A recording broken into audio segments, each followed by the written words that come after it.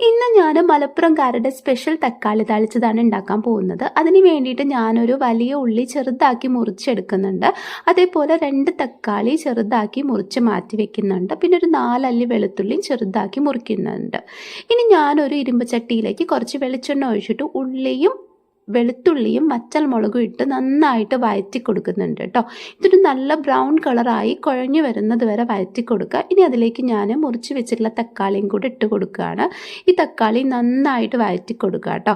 ഇത് നന്നായി ഉടഞ്ഞ് വരണം, പേസ്റ്റ് രൂപത്തിൽ ഏകദേശമായി വരണം കേട്ടോ. അതിന് വേണ്ടി നന്നായിട്ട് വഴറ്റുക. ഇതിലേക്ക് കുറച്ച് ഉപ്പും കൂടെ ഇട്ടിട്ട് നന്നായിട്ട് മിക്സ് ചെയ്ത് കൊടുക്കുക കേട്ടോ.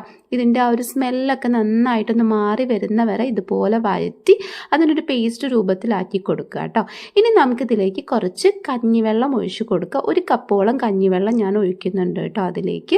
ഇനി കഞ്ഞിവെള്ളം ഒഴിച്ച് അതൊന്ന് തിളച്ച് വരട്ടെ. നമ്മുടെ തക്കാളി താളിച്ചത് റെഡി ആയിട്ടുണ്ട് കേട്ടോ.